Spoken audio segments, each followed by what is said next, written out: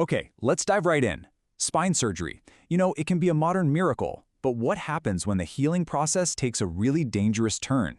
We're going to explore the high-stakes world of post-operative spinal infections, a complication that challenges patients and doctors in a huge way. For so many people, spinal fusion surgery is absolutely life-changing. Implants just like these, screws, rods, cages, they provide this crucial stability that lets the spine heal, cuts down the pain, and gets people back on their feet. This is the goal, right? This is the promise of modern spine surgery. But then, you see an image like this. The success of this incredibly complex surgery is suddenly thrown into chaos by a pretty devastating complication, a surgical site infection. And this isn't just some surface-level problem. No, it's a deep, dangerous battle that kicks off just weeks after the operation. So how does this shadow even appear in the first place? Let's take a look at the very first signs that tell a patient and their surgeon that something has gone seriously wrong. It often starts kind of subtly. Let's take the case of a 55-year-old woman, just 2 weeks after her surgery. The pain she felt wasn't just normal surgical pain. It was getting worse. It was continuous. She started feeling fevers and chills. Then came the really obvious signs: drainage from the wound, redness, and just that general feeling of being really sick. These aren't just post-op aches and pains. These are alarm bells ringing loud and clear. And the impact? It's enormous. We're not just talking about physical suffering here. Managing just one of these infections adds, on average, an extra $50,000 to a patient's healthcare costs in the U.S. That number alone shows you just how critical it is to get the diagnosis and treatment right, and fast. But confirming an infection? It isn't always so straightforward. It actually takes a kind of medical detective work, piecing together all these little clues from the patient's body to finally unmask this hidden invader. Now here's what's really fascinating. It's all about how doctors read the blood work. Your white blood cell count, it might look totally normal, which can throw you off. The real story, the juicy details, are often told by these inflammatory markers. C-reactive protein, or CRP, that should be dropping after about a week. If it stays high, that's a huge red flag. Same thing for the ESR. These are really the first pieces of hard evidence that the body is fighting a secret war inside.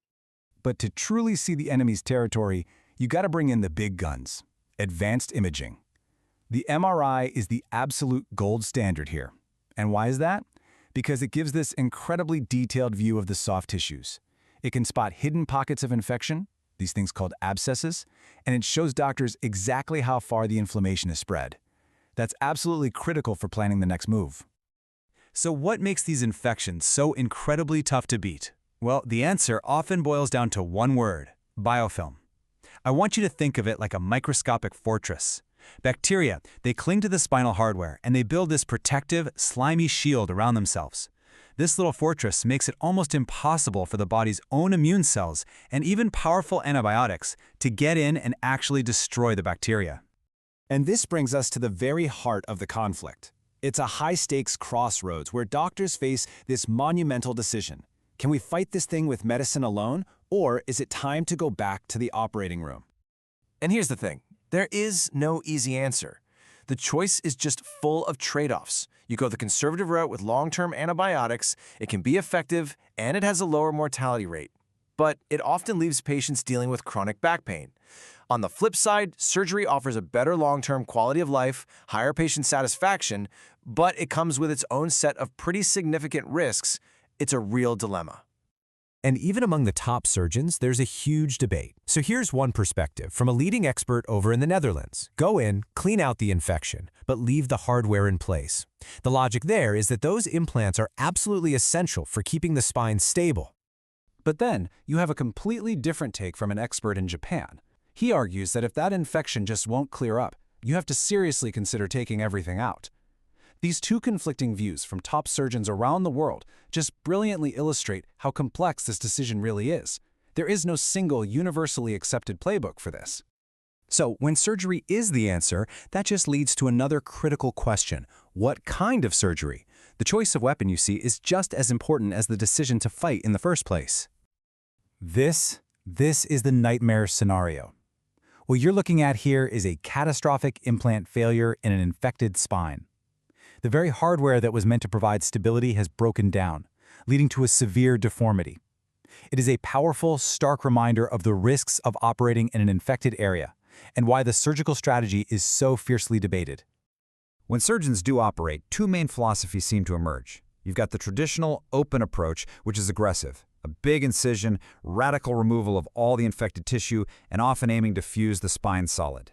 But then there's this newer technique, percutaneous endoscopy, which is minimally invasive. It uses a tiny little incision to just drain the infection, preserving the spine's natural motion and avoiding the trauma of a big operation. And wow, this just perfectly illustrates the difference. Look at the blood loss. With the endoscopic technique, it's less than 50 milliliters. I mean, that's a tiny amount. Now compare that to nearly 600 milliliters for traditional open surgery. This data makes the term minimally invasive so real, and just shows how much less traumatic it can be for the patient's body. And this difference, it carries right on through to recovery. Patients who have the endoscopic procedure, they have shorter hospital stays. And look at those inflammatory markers we talked about, the CRP and ESR. They get back to normal so much faster. This suggests the body is beating the infection and inflammation more quickly and getting the patient on the road to recovery that much sooner. So, what does a successful recovery actually look like? And what have we really learned about the path forward? Well, it's become crystal clear that there's no single easy road. Let's go all the way back to that first case. On the left, we see the initial successful surgery. And then on the right, the result 6 months after a second operation to clean out the infection. The hardware is all intact, the spine is stable, and the patient was symptom-free. It's proof that even after this devastating complication, a complete recovery is possible with the right approach. And yet, this brings us right back to the central and maybe most frustrating theme. This quote from one of the sources really says it all. The fact that treatment varies so widely, even within the same hospital, it just shows you the lack of clear, evidence-based guidelines. That right approach is still very, very much up for debate.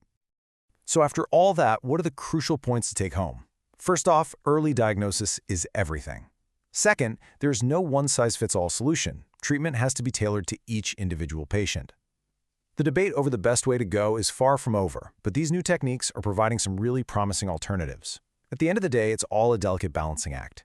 Kill the infection, but save the spine's stability. Which leaves us with a final, really challenging question.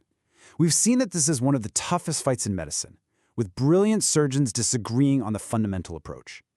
In a world where medical knowledge can be shared instantly, how do we finally move from all these varied opinions to a unified, evidence-based standard of care that gives every single patient the best possible chance at recovery?